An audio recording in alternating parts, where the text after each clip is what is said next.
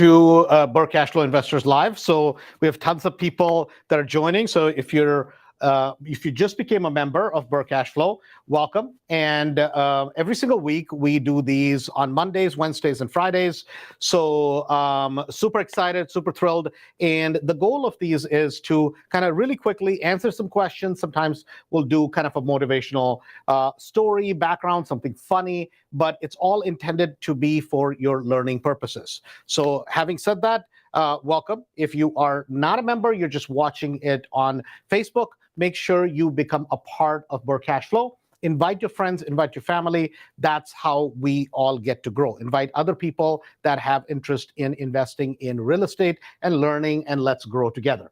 So having said that, let's jump right in. Oh, and I want to remind you guys, for everybody that is watching, that's just joining on, if you haven't registered for the 3-day, it's coming up. It's July 21, 22, and 23. It's right here in Elmhurst. And so make sure that you register. For those of you that don't know what the 3-day is, it's all about how do you build an empire with real estate. We have literally, it's the largest event of real estate in Chicago that we do. And this is number 27.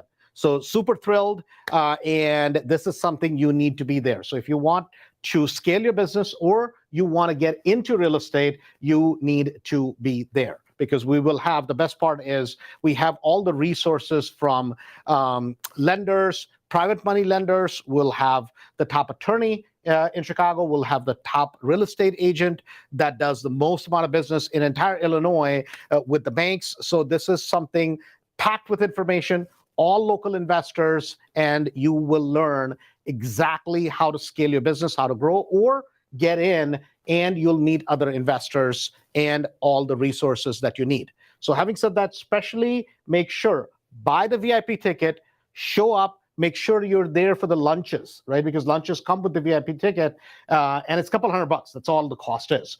So make sure you buy those, because what is important is for you to network, sit down, talk to these people, grab their business cards, so you have that. That way, it's not just information, you have the actual contacts, all the people that we use in our own businesses as a part of building a bigger business. Having said that, let's jump in. So today is Monday.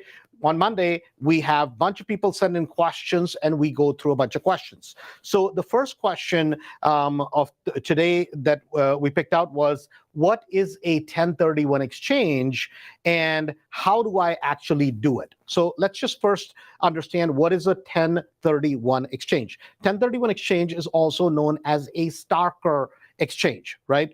And so what that is basically that, so let me kind of just write this out on the board, and this will hopefully make a little bit more sense. So here's what a 1031 exchange is, and this is why people use it. So let's say you bought a house and you bought it for $120,000, right? That's what you bought it for. Now you did another $30,000 in work to the property, and you have some 10,000 other expenses that are related to it.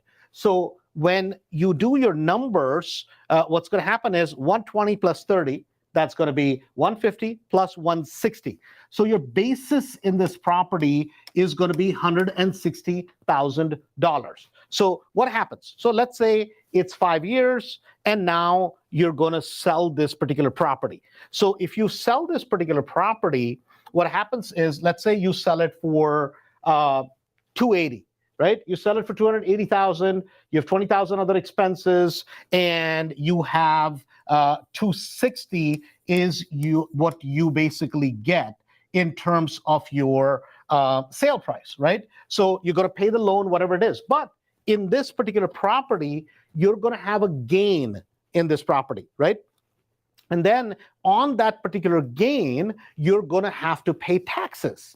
Plus, and this is what a lot of times people don't realize. So in this case, and I'm making this very simplistic, right? I'm not getting into technicalities of it, but I'm making very simplistic. So 160, 260 is what you netted out. So you have a $100,000 gain. Gain meaning profit, right? plus you have depreciation that you've taken over the course of the 5, 6, 8 years that you owned the property. Now, I'm not going to get into an accounting class for today, but depreciation means you get a tax break. The IRS gives you a tax break for owning the property. So let's just say for 5 years you got a $20,000 depreciation. So this depreciation gets added back into it, which is recapture. So now you're going to owe taxes on $120,000. And now, mind you, I'm making this a little simplistic so everybody understands. So now on this, you're going to end up paying a bunch of taxes in terms of your gain. This is a capital gain to you, so you're going to end up paying that as tax, right? So a lot of times, so I'll give you guys an example. So when do people use a 1031? So what people do is this, that it's called a 1031 stock exchange. So instead of me having to pay $30,000 tax on this, right, what I'm going to do is if I'm going to reinvest the money, so I'll give you guys a perfect example, right? So let's say it's me. So I take one of the set of properties and I decide to sell 5 properties. So I'm going to take actual properties that I own and I'll go through the numbers. So hopefully this will make sense. So on 5 properties, now these are properties that I bought for rentals in 2011, 12, 13. So we're investing huge amount of money. We're building a lot of stuff in Florida today. So let's say the first 5 properties that my basis in the property, remember what's basis? Purchase plus rehab plus any other cost. So my basis in those small little condos that I have is somewhere around $80,000 or so per condo. Right? That's what my basis is on that. So 5 times 8, right? What is that going to be? So Jennifer, you know what that is? That's going to be, huh? 40.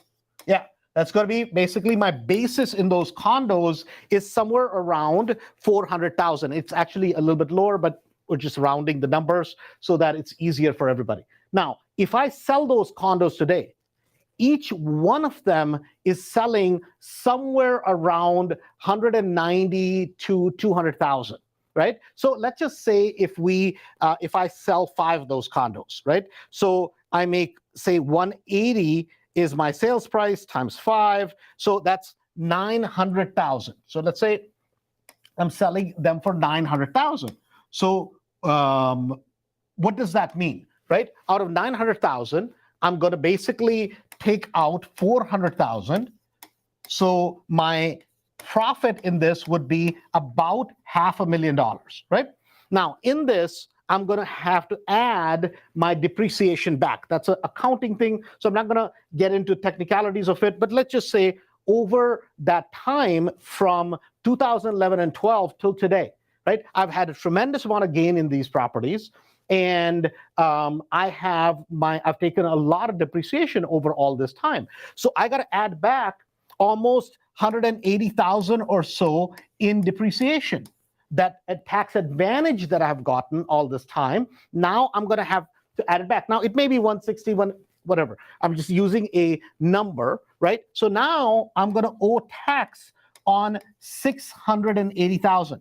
Now, if I'm not going to take this money and just basically pay the tax and go home with it, I'm going to basically redeploy the money.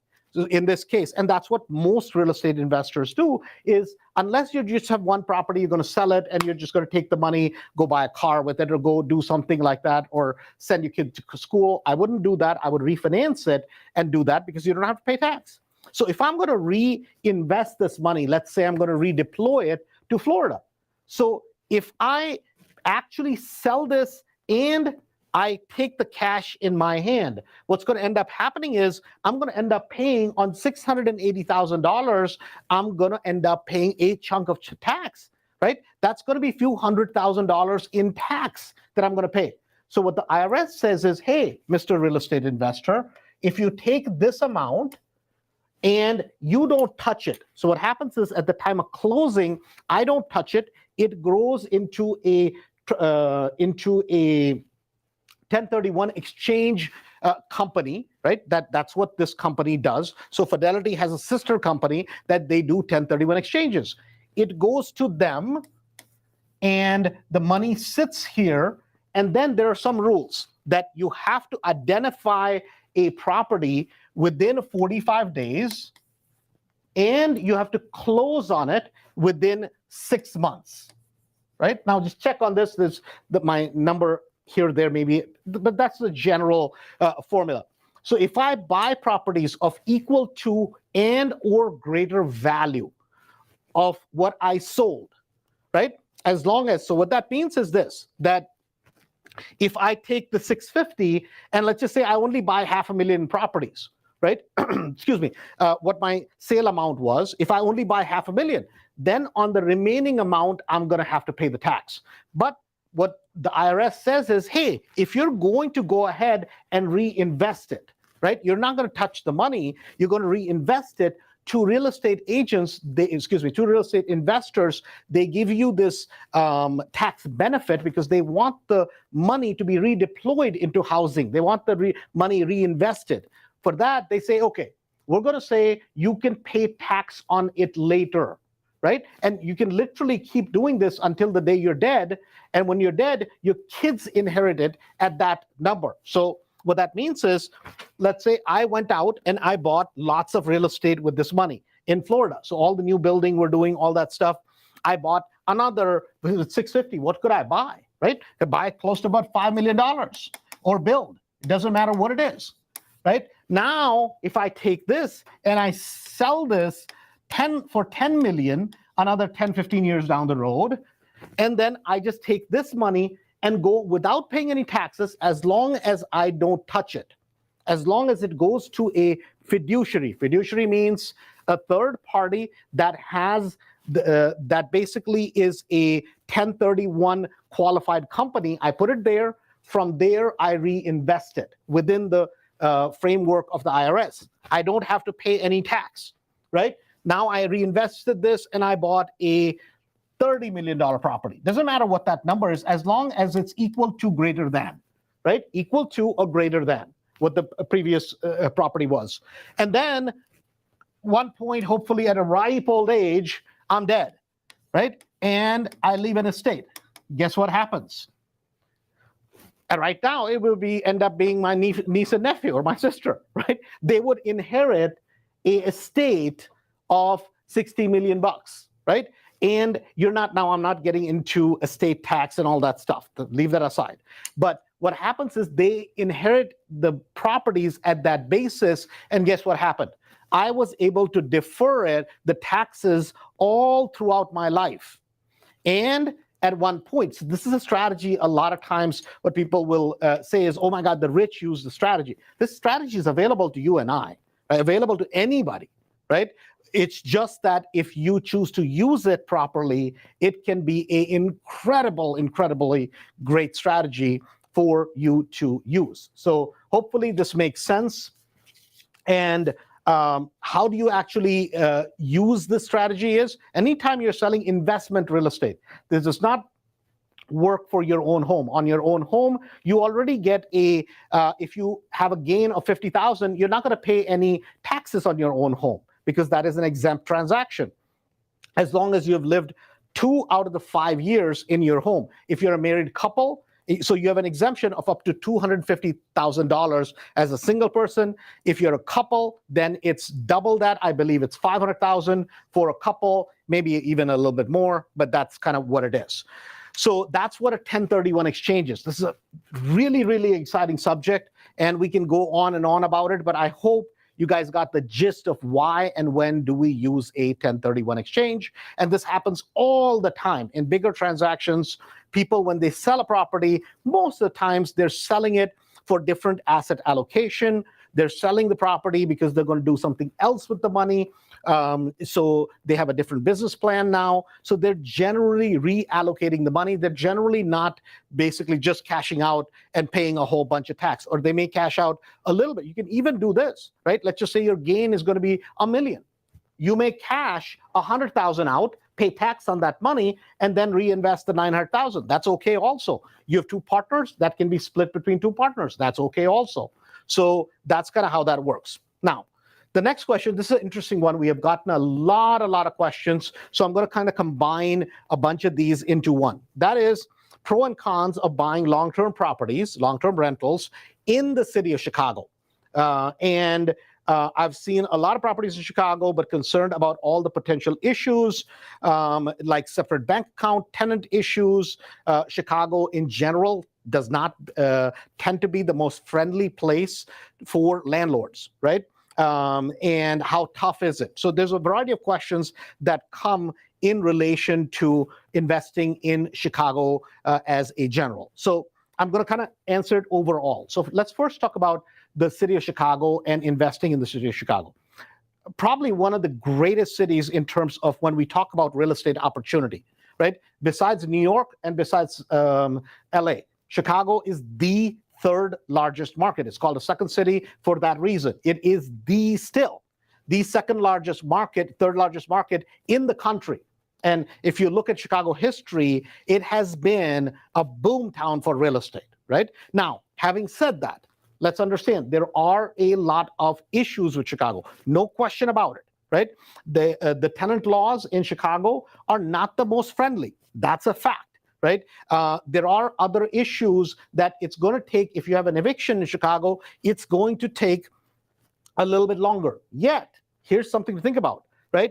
The ratio of the price of properties versus the rent, right? That ratio, meaning the delta in between what the property's price you will pay versus the rent, that is one of the best ratios you're going to find anywhere in the country. Right here in Chicago. And so what that means is you can buy real estate at a very, very, very, very good price relative to most parts of the country. So that doesn't mean that Chicago real estate is cheap. Actually, compared to most big cities, it's actually a very good deal. But even though our taxes relatively we said, are higher, we have relative problems, the profitability in Chicago is very high because the rents are very, very high in relation to the property price. Now, that does not mean it does not come with difficulties. That's like saying, somebody says, oh my God, it's a really, really, really difficult mountain climb, but it has a beautiful view when you're at the top, right? And that's what it is. If you're going to invest here, you better show up at the 3-day. You better listen to these kind of things because you need to really know what happens locally. If you're one of those guys who says, "Oh, I live in California, I'm just going to go ahead and invest in Chicago," guess what? It's not going to work because Chicago you have some parts of town, right? I mean, everybody knows South Side, parts of West Side, right? That are tough. These are tough neighborhoods to invest in. Now, having said that, these are some of the most profitable neighborhoods also. But these are some of the neighborhoods that have the highest amount of crime also, right? And what you have to figure out is that something that I want to do? See, in my business plan, nowhere does it say getting shot, robbed, mugged, beaten up, stolen from. That's not in my business plan. So I don't choose to invest in areas that are tough areas. That's just me. That doesn't mean it's not right or it's wrong. You have to decide what is the style of properties you want to own. I want to own properties that are in good, decent areas where I'm going to get potentially decent customers, clients that are going to stay in my properties for long term. That's what I like. So then I have to do extra work. Like if you take, let's just say if you go just west of the city, some of the hottest areas are out basically a little bit west of the city. But if you keep going out to west, you'll get to some of the most exciting areas city has to offer. Same thing with going south. There are some phenomenally good areas that are in the south side of Chicago. And then there's some areas that are literally 4 blocks away that are some of the most challenging areas you will ever invest in, right? This is just a reality of Chicago. So this is something that you have to understand, that you have to learn to deal with. So number one, you have to figure out in Chicago is what pocket am I going to invest in? The A pockets in Chicago for most real estate investors, meaning aspirational pockets, the pockets where, the Wicker Parks of the world, they're going to be out for most people. Unless you have a lot of money, right? They're going to be out because they're going to be too expensive relative to the price of the properties. You're not going to get good rents. So forget about those pockets. Then look at the D pockets, D meaning complete disasters, right? That's the other extreme, right? Take those pockets and put them to the side. Here's the reason why. Because what happens is in those areas, you're going to have cheap real estate. You're going to have a lot of break-ins. You're going to have high amount of crime. You're going to have property next door, maybe vacant, maybe a vacant lot. You're going to have drugs. You're going to have all the problems, right? I don't have to tell you, if you understand the challenges some of these areas have, it is what it is, right? I can't do anything about it. You can't do anything about it. My suggestion would be do not invest there. Even if it's a Section 8 building, I would suggest please do not go there. So let me explain why. There are a lot of B areas. B areas are areas which are not A meaning aspirational, affluent, but B areas generally tend to be close to it, right? Where you can find actually really good quality real estate and the rents are still super high. And then C areas. What is the C area? So C area is an area which is obviously not an A, it's not a B, but it's still has some challenges, may have a little bit higher crime, but it's definitely improving at a very drastic pace, right? I wouldn't take a D area. I would take a solid C area is okay, right? So C area is basically just, so A is affluent, aspirational. B is just a little bit more affordable, mix of blue collar, white collar people, right? More maybe white collar people than blue collar people generally in B areas. And then C is going to be just the next step down, right? May have a little bit higher crime, may have a little bit. So there are tons and parts of Chicago that are good, solid Bs and Cs. And that's where if you're going to buy rental properties long term, you should be looking at those areas because that's where you're going to get the highest return on the price of the property versus the rents that you're going to get. It's the highest in those areas. The other part is this, like in a D area, literally the tenant has a flat tire, boom.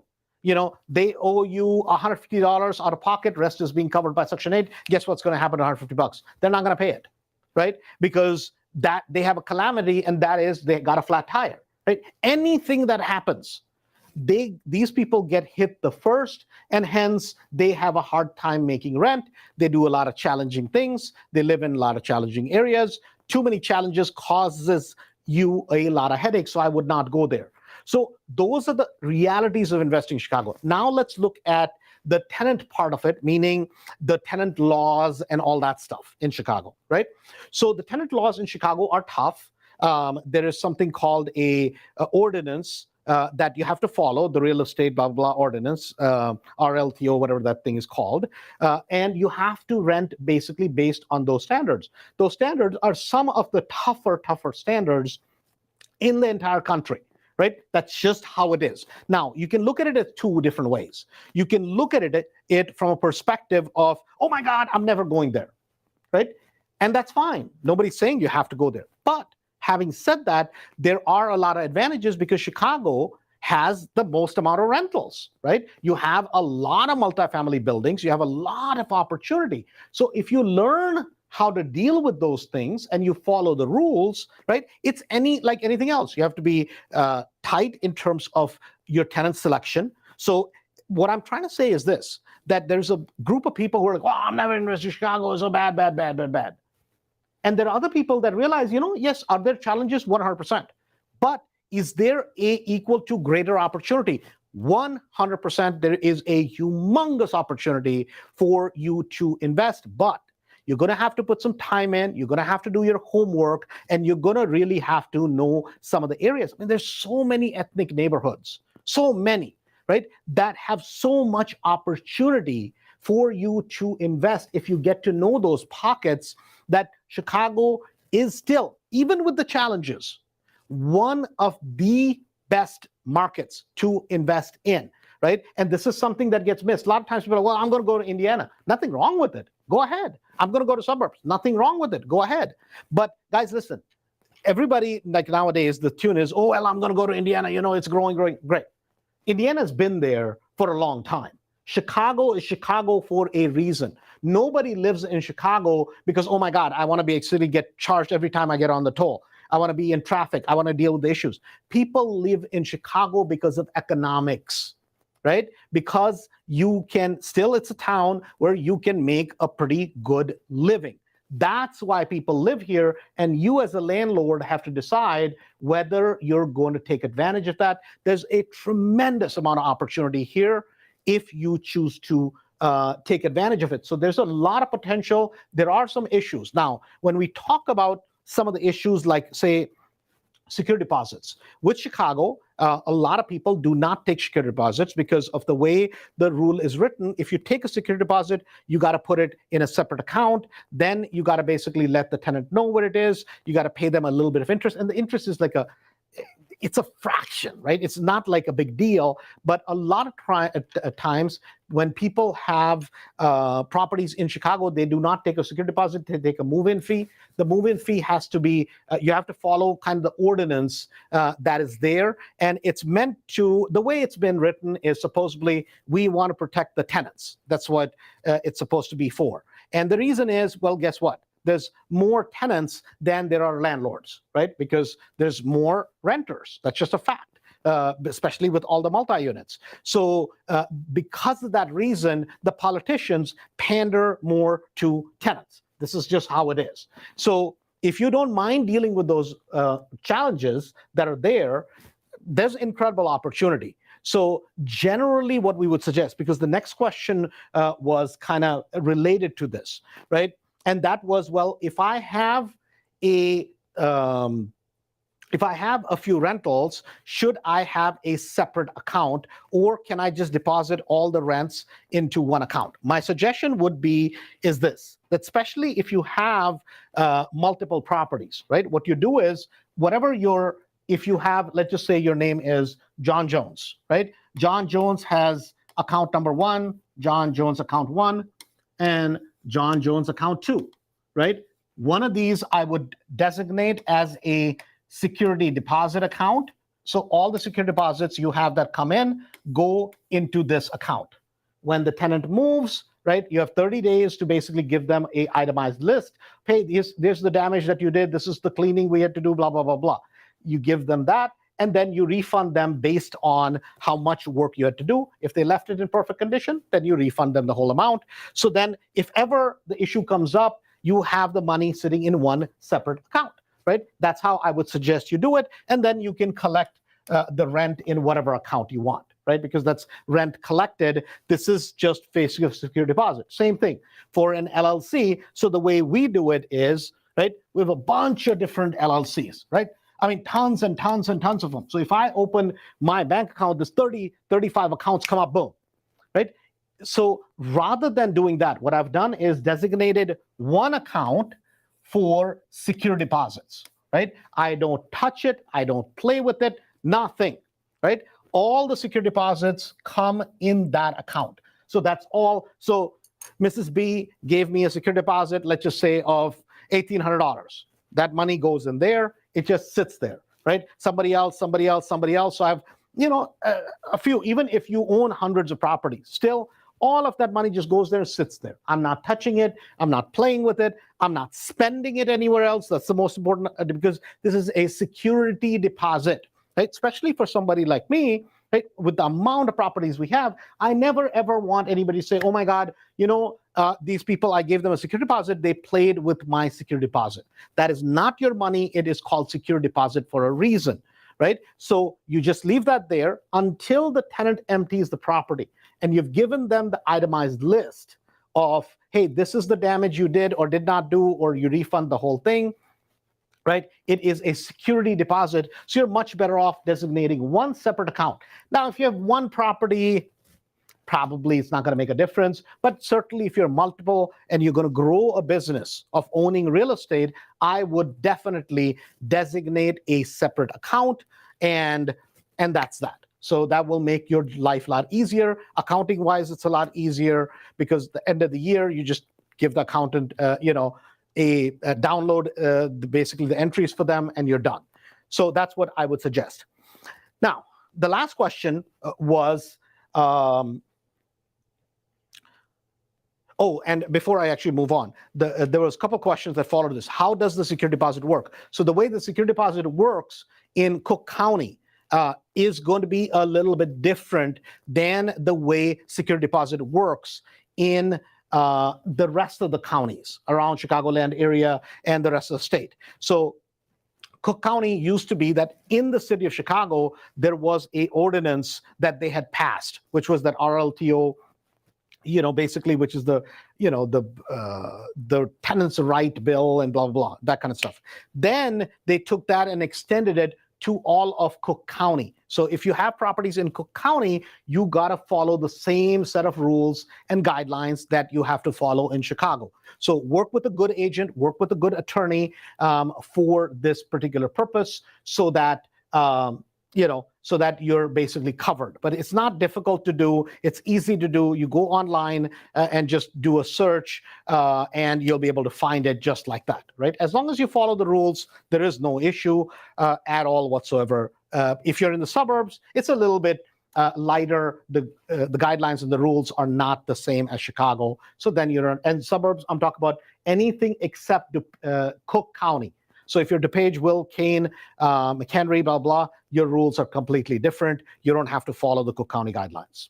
Okay, so then the last question was, if I have $15,000 and that's all I have to my name, what would I do if I wanted to get into real estate today, right? So my suggestion would be, and this is a serious suggestion, number one, if you're not a part of the group, join, right? Especially in Chicago, because we as a group, we is not just me, right? I mean me, there's about 1,300 people in Mastery, and the entire community of real estate investors that we serve, right? That community is a large community, and most of it is local. A lot of it is from around the country, but that community is close to 29,000, 30,000 people, is that whole community, right? Guys, all of us are investing, and we're investing every single day. I'm going out every single day looking at properties. All of us as a community. Just the 1,500 people that are from Mastery, they own close to about 19,000 houses in the Chicago land area. I mean, think about that, how big that number is. Forget about the rest of the people. Just this 1,900 people in the group out of Mastery own that many properties. So the reason why I say that is join the group, because number one, it's free. Right? To be a part of this community where you're watching this on Burr Cashflow Investors, it's free.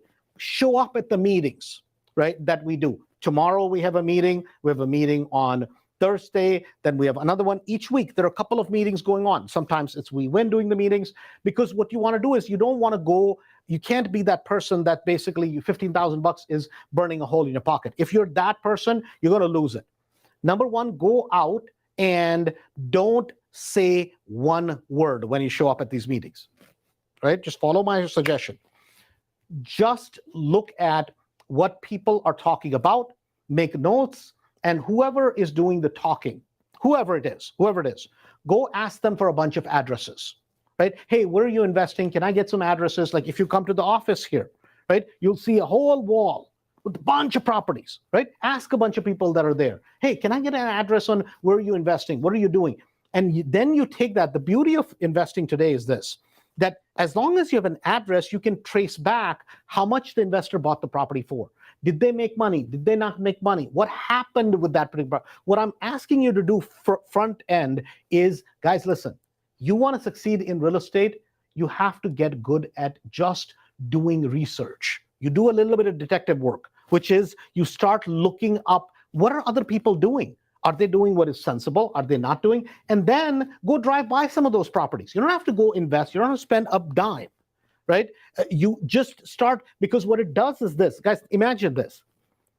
Let's just say, right, if you have an area where you're going to do a flip, you want to make money in real estate, here's what you do. Get to know one area. Let's say you live in Lombard, right? Do you know the last 10 deals that sold in Lombard? In the price range that you want to do a flip in. So what's the price range in Lombard? The price range in Lombard today is going to be anywhere from 230 all the way to 600. What's the most active price range? Well, 230 to about 450, right? That's the most active price range. Do you know the last 10 houses that were distressed houses that were sold in Lombard? Do you know the last 10 flips that were done? See, do you know the last 10 houses that were bought from REOs? See, if you know the inventory, and this information is public information, mind you. This is on Zillow. This is on Redfin. You do not need MLS access for this. If you know that information like the back of your hand, right? You ask me for Lombard, I will know. I will know for a ton of cities what properties are selling for. Why? Because that is my business to know, right? The difference between you and I is if you go buy a property versus I go buy a property, the only difference, what is experience? Experience is having a bank full of knowledge in your head, right? That library is built in my head. So I know what properties are selling for because guess what I will do? Even on a weekend, even today, I own hundreds of houses, literally hundreds. But yet, guess what? If I'm in the business of knowing, of buying property still today, I'm going to know my area. And that's what you have to do first. Do not, please, for God's sake, do not go spend money first. First, start doing some research. Meet people who are actually buying and selling properties and verify. Before you go buy a book, buy a course, do anything to spend money, first do that. Then you have to figure out, next thing is, okay, what is the market that I'm in? Is this a market where properties are selling very quickly? Am I in a winter market, summer market? What is going on in the market? What is the delta between buy prices and sale prices? That's the second research you have to do. Then you have to figure out, okay, I only have $15,000. How am I going to start investing? Now, if you're from Mastery, right, then you can basically get private money. Then you don't have to worry about that. But then I would put 15,000 in reserves to be able to make my payments as I go along to do my first flip, to do my first wholesale. That's where I would start. I would first start, show up at the meetings, number one. Start shaking hands, and anything anybody says, just say yes, get some addresses, and start looking it up online, right? Where did they buy the property? How did they buy the property? If you see any of our ads, you should be, somebody yesterday I had a property in Morton Grove. We're talking about how much I did the kitchen for. This gentleman, he's like, oh my God, the property's still on the market. Oh my God, the property hasn't sold. Oh my God. Right? He had a bunch of questions. God bless this guy.